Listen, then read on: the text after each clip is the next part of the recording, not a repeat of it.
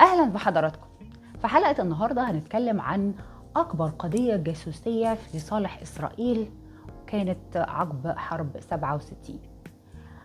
انشراح موسى.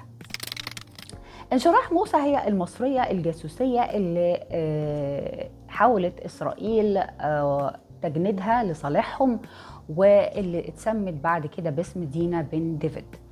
انشراح موسى هي مصرية، واحدة من الجاسوسيات اللي عملوا لحساب إسرائيل عقب حرب 67. لكن المخابرات المصرية الحقيقة نجحت إنها تقبض عليها وعلى جوزها إبراهيم شاهين وعلى ولادها الثلاثة محمد وعادل ونبيل، وده كان بعد حرب 73. انشراح موسى اتوفت بمرض الاكتئاب ودفنت في تل أبيب بعد اعتناقها اليهودية. ولما جالها الاكتئاب وتوفت على أثر زعلها وحزنها على وفاة ابنها الكبير بعد وفاته بمرض السرطان، رافي بن ديفيد. بعد الفاصل هنتعرف ازاي انشراح وأسرتها الكاملة دي كلها اتجندت لإسرائيل. تفاصيل خطيرة جدا بعد الفاصل. انت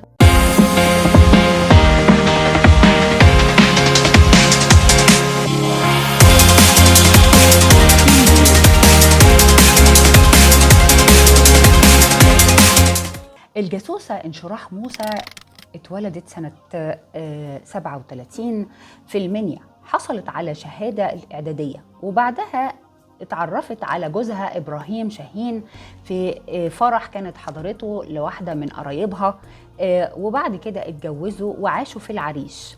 كان جوزها بيشتغل محاسب بمكتب مديرية العمل في العريش، لكن اتقبض عليه بتهمة الرشوة واتسجن لفترة لشهور، وبعد كده خرج عاطل، لا ما كانش عارف يشتغل في أي حتة.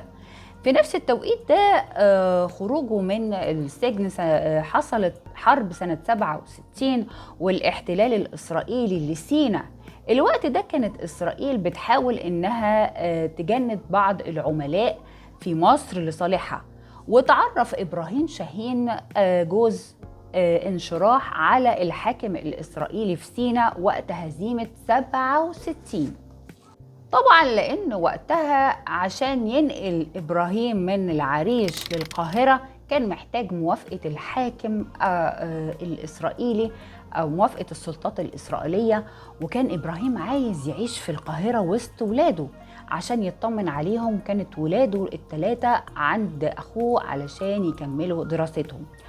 بعد كده تم تجنيد إبراهيم شاهين زوج انشراح موسى، وقدم الموساد وقتها إغراءات كتيرة جدا، وقدم له طبعا أول إغراء وهو عاطل الفلوس، وتعهد إسرائيل إنها تأمن حياته الأسرية هو وامراته وولاده الثلاثة.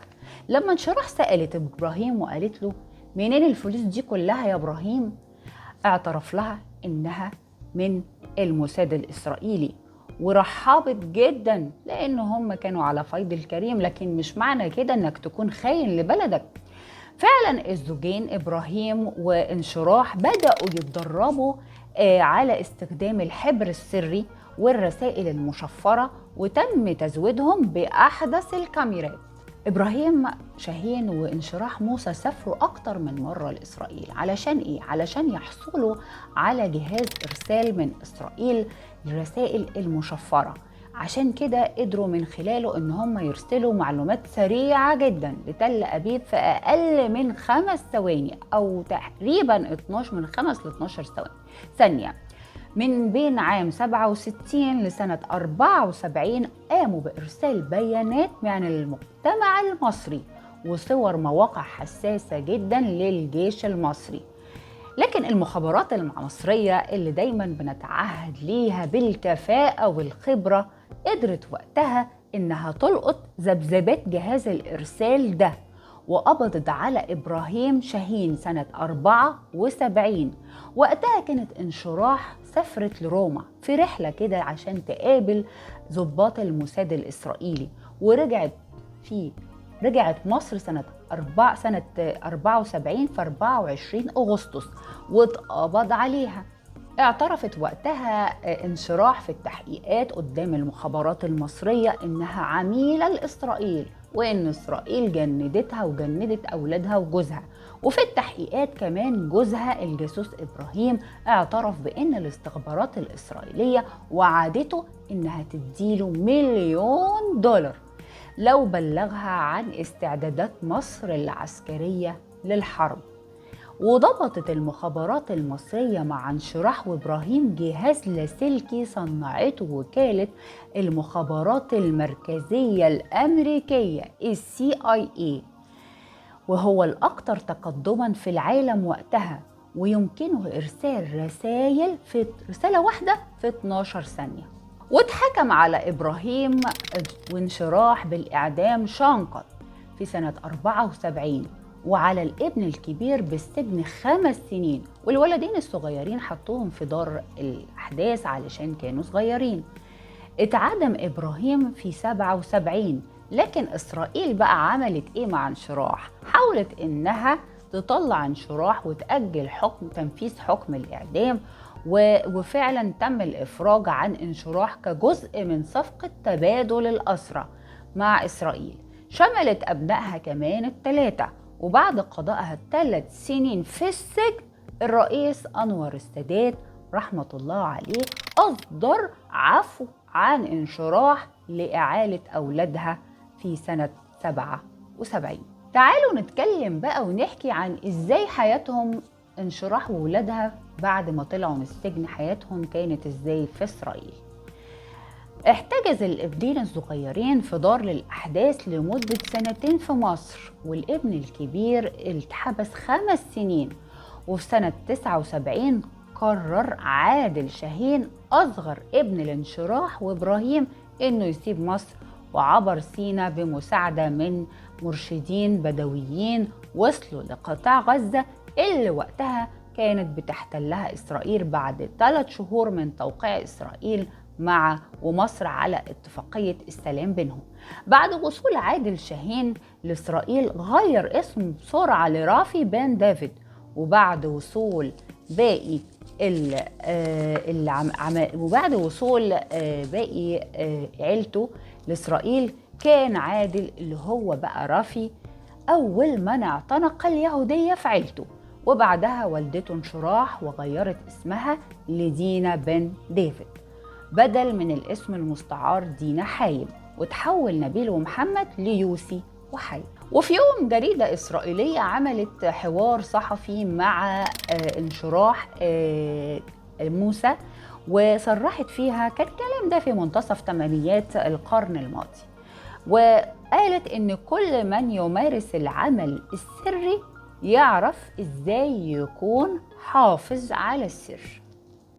وقالت حتى اليوم محدش عارف عن حياتنا السابقة حاجة خالص، وسوف يكون الأمر مفاجأة للجميع، حيث لم يعرف أحد حتى اليوم إننا كنا جواسيس لإسرائيل في مصر. لكن سنة 89 اتهمت انشراح موسى المسؤولين الإسرائيليين بعدم تقدير الخدمات اللي قدمتها ليهم هي وعيلتها لإسرائيل، وزعمت إن هي وجوزها حذروا الموساد الإسرائيلي من عملية عسكرية قريبة هيقوم بيها الجيش المصري في 6 أكتوبر سنة 73. لكن الاستخبارات الإسرائيلية عملت نفسها ودن من تين وودن من عجين وما صدقتهمش. أما رافي بن دافيد ابن انشراح قال لإذاعة الجيش الإسرائيلي قبل شهر من الحرب إن أبوه جمع معلومات هو واخواته، وقال لهم انه هو سمع ان مصر بتخطط لمهاجمة اسرائيل في الشهر الجاي، ونقل المعلومات دي في 5 رسائل للمخابرات الاسرائيلية. واضاف رافي كمان انه عاش في اسرائيل سنين كتير ومحدش يعرف مين هو وعيلته وازاي ساهموا في دولة اسرائيل، وان والده دفع حياته ثمن ولائه لاسرائيل، والان من اجله اريد ان اعترف للدولة باكملها مين هو إبراهيم شاهين. في التحقيقات انشراح قالت إيه؟ انشراح موسى قالت إنه مش ندمانة أبداً على إني كنت جاسوسة لإسرائيل، شوف قوتها وجبروتها، لكن ندمي على إنها اتقبض عليها هي وجوزها وأولادها. قالت كمان إن في مفاجآت إن هي وجوزها كانوا بيصوروا كل المطارات والقواعد العسكرية وكل جسر في القاهرة، وتم إخفاء الأفلام اللي أرسلوها لإسرائيل، وكان كل 6 شهور بيرسلوا أكتر من 70 لفافة أفلام، وكانوا بيتقاضوا من إسرائيل هي وجوزها كل واحد فيهم $1750 في الشهر. وبعد سفرها لإسرائيل دفعت الحكومة $25,000 لكل واحد من أولادها، وهي لا. اشتغلت انشراح طاهية مقابل $500 شهريا، وأحد أبنائها سافر البرازيل مع زوجته الإسرائيلية، والولدين التانيين عاشوا مع انشراح في إسرائيل. أصيب رافي ابنها بالسرطان وتوفى، وحزنت عليه جدا، وأصيبت بالاكتئاب حزنا على ابنها، وتوفت سنة وهي عندها 84 سنة، واتدفنت في تل أبيب، وكانت بتعتنق اليهودية.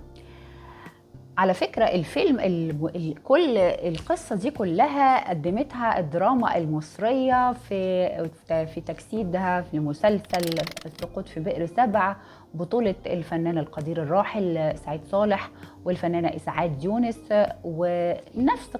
نفس القصة بتاعت انشراح وجوزها وأولادها. وبكده تكون وصلنا لنهاية حلقتنا. بشكركم واشوفكم في حلقة